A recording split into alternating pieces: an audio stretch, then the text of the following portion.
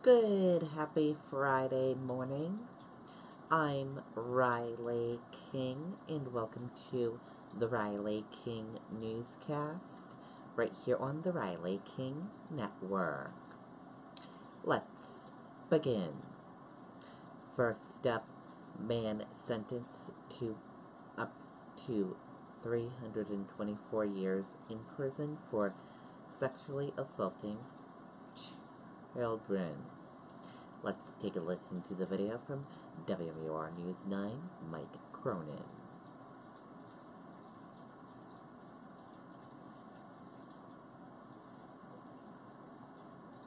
There is still time to make your summer epic with the Nashua Hyundai's Epic Summer Sales Event. Get epic pricing. Strong words tonight for the man convicted of horrific crimes. Paul Stratton Sr. is an example of the darkest corner of humanity. His selfishness knows no bounds, and he has no remorse. A jury found 69-year-old Paul Stratton guilty of 15 charges, including felonious sexual assault and aggravated felonious sexual assault. Prosecutors say he abused children he knew between 2003 and 2017 in Manchester. Last year, 3 survivors came forward, including Tyler Hernandez. I did love you at one point, and I trusted you. News 9 usually doesn't identify those who have been sexually abused, but Hernandez allowed us to share his name and what he told Stratton during his sentencing. We will forever despise you. You've made us stronger, even though you've hurt us. Hernandez says another of Stratton's victims committed suicide. And he couldn't live with it any longer, so he took his life. A difficult day for this family, but facing Stratton is a chance for them to heal. They had the courage to take you to court, even though they were embarrassed and scared. Well, now you are embarrassed, and you should be scared. This is our closure, definitely. To see the justice system truly work, because you hear stories of not working. Stratton will likely spend the rest of his life in prison. Frankly, I think that's a great place for him. I've never said that in my life. Never said that in my life, but I've never seen such conduct.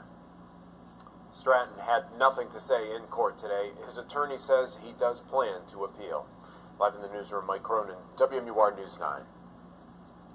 Okay, and there you go on that video and that report.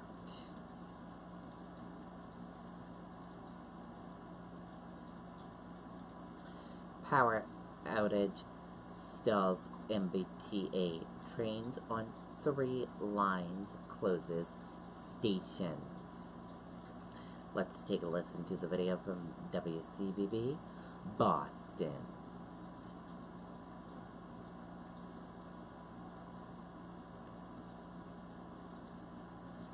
Moving, but they are moving slowly. We're at Government Center here. It's a little deceiving because this is emergency lighting. The power is out here. You can see the gates here are open.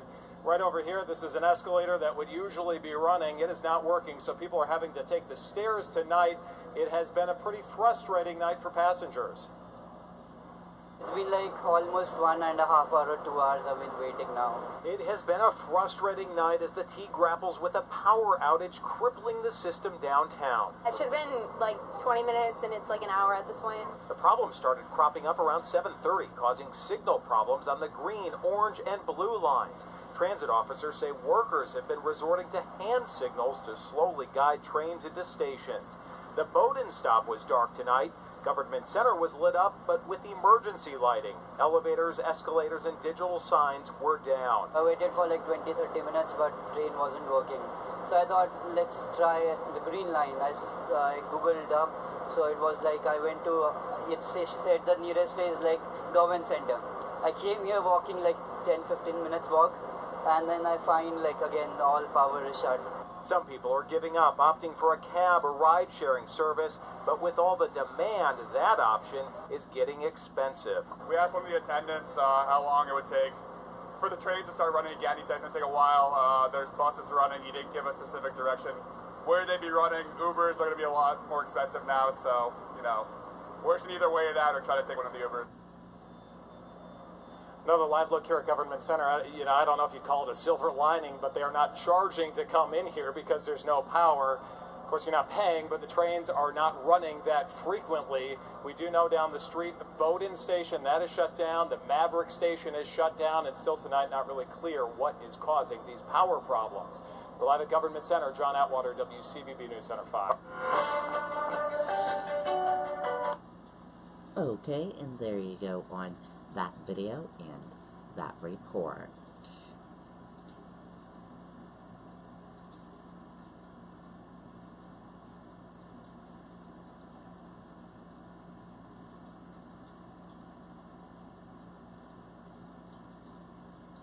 Police beat and plummeted man accused of killing deputy defense attorney claims.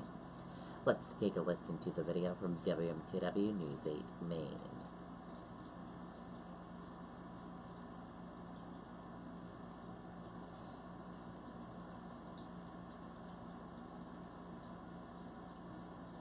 It's Spectrum's best deal days. Get Spectrum TV, internet, and voice from $29.99 a month each. Spectrum TV with free HD. Spectrum has the fastest internet starting speeds, 100 megabits per second. Get Spectrum TV, internet, and voice from $29.99 a month each.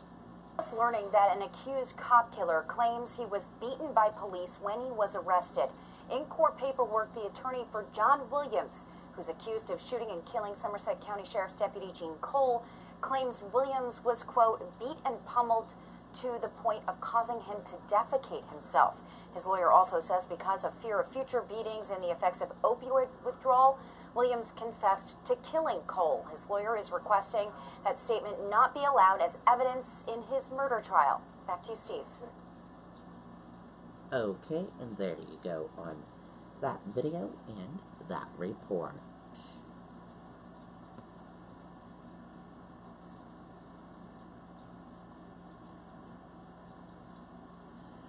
Urgency for Asia Pacific mega trade deal as the U.S. mulls $200 billion tariffs on China.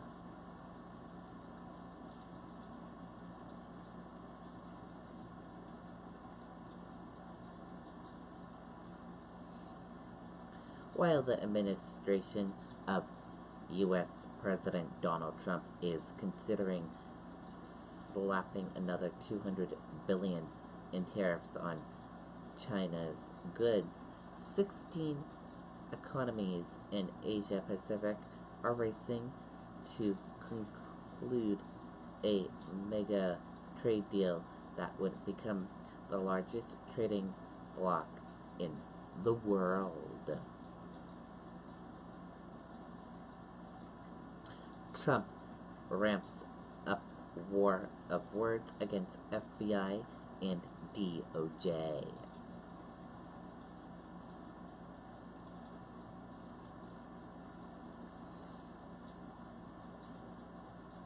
President Donald Trump rallied a crowd with enthusiastic arena in Evansville, Indiana, for over an hour on Thursday night with his campaign's greatest hits. And that does it for the Riley King Newscast right here on the Riley King Network. I hope you all have a great rest of your day, and I'll see you back here later on today for another newscast. And I'll have a news report coming up in a little bit. Goodbye, everyone.